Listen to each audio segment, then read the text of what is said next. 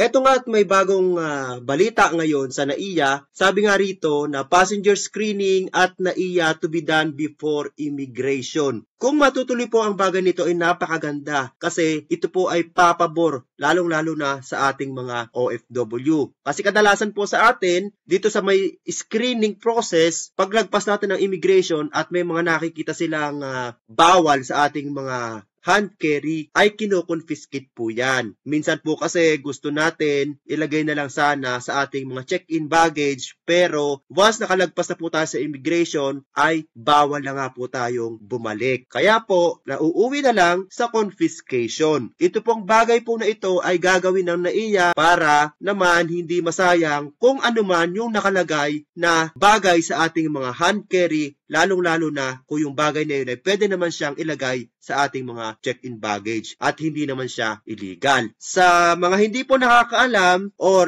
hindi naaalala ang bagay na ito dahil sa tagal na nga na hindi umuwi sa Pilipinas, ang passenger screening po, ito po yung proseso, okay, na ginagawa pag pumupunta tayo sa airport or kung may mga flight tayo. So, kung dati po, pagkatapos mag-check-in, diretso na agad tayo sa may immigration. Pagkatapos, lalagyan nila ng stamp yung ating mga passport at once na-cleared na tayo, then susunod, diretso na tayo sa security screening. Kung saan doon naman, chine-check ang ating mga hand carry, gadget, at iba pa. At once nga na may makita sila sa gamit mo na bawal, automatic nga ay kino-confiscate nila ito. Aminin natin, guilty tayo rito, lalong-lalo na yung mga mahilig mag-post sa social media na pag may nakikita ang mga security officer sa kanilang mga hand carry na kahit alam nilang pinagbabawal ito, ay ipinaglalaban pa rin at minsan nga ay nagbi-video-video pa sila tapos ikakalat sa social media, hahanap ng kakampi, hahanap ng simpatya, pag nag-viral, happy, may kita kay FB.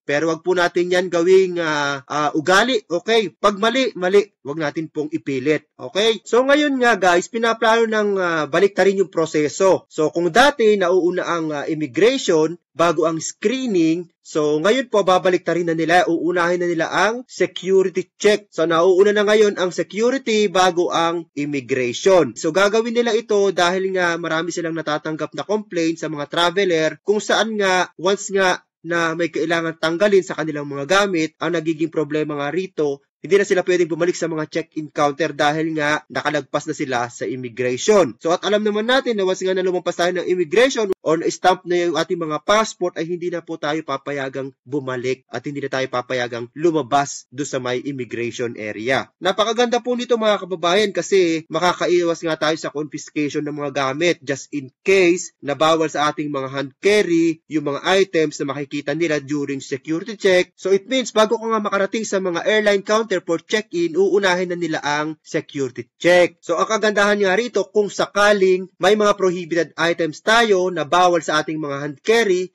at magkakaroon na tayo ng chance para ilagay nga ito sa ating mga check-in baggage. So, make sure nga lang na may allowance pa ang mga check-in bag nyo. Okay, baka kung sakaling magta-transfer kayo ng mga items na galing nga sa inyong mga hand carry para naman hindi kayo magkaroon ng excess baggage. So, alam naman po natin na pag excess baggage tayo ay pwede tayong ma-charge ng extra kilo. Kung ayaw nating magbayad, pwede nating tanggalin na lang ito. Ay kung gusto naman nating magbayad, ay pwede tayong magbayad para sa mga extra baggage natin. Kaya naman po, wag nyo munang papauwiin yung mga naghatid sa inyo. So, para in case ayaw nyo talagang isiksik doon sa mga check-in baggage nyo at feeling nyo ay excess na kayo kung ilalagay nyo pa sa inyong mga check-in baggage, pwede nyong ibigay ito sa mga kasama nyo na naghatid sa inyo sa airport. So, wag nyo muna silang papauwiin hanggat hindi kayo nakikleared sa check-in counter. Dahil sayang naman yan mga kabayan, so pinaghirapan natin yan kung itatapon lang natin, sayang naman yan. So mas magandang ibigay na lang natin doon sa mga kasama nating naghatid sa atin. So ito nga, sinabi nga nila sa kanilang statement na wala pa naman daw talagang exact date kung kailan nga nila ito sisimulan. Pero sa ngayon, ito nga yung plano. Okay, plano nilang gawin na maipatupad nga ito sa lalong madaling panahon. Napakaganda nito mga kabayan kung talagang maipapatupad to sa NAIA ay talagang matutuwa po ang mga traveler, hindi lang ang mga OFW, kundi ang lahat po ng tao na dumadaan sa NAIA.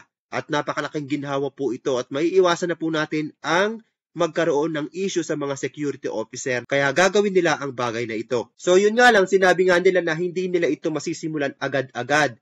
So, kailangan nga nila ng konting time para sa bagay na ito kasi nga, kailangan nilang i-move yung mga X-ray machine. So, ang mangyayari kasi ngayon dito, kung dati yung immigration area nandun sa may bago dumating ng security, ngayon babalik ta rin nila yan. So, kailangan nilang it's either i-move nila yung immigration do sa side kung saan nasan ngayon yung mga machine, yung mga X-ray machine, tapos yung mga X-ray machine, i-move naman nila bago mag-immigration. So, ganoon po yung possible na gagawin nila. So, sana nga po ay magawa ito ng NAIA sa lalong madaling panahon dahil alam po natin na talagang malaking tulong ito at ginhawa, lalong-lalo na sa mga regular na nagbabiyahe katulad dating mga OFW. Yun lamang po at maraming salamat sa inyong panonood.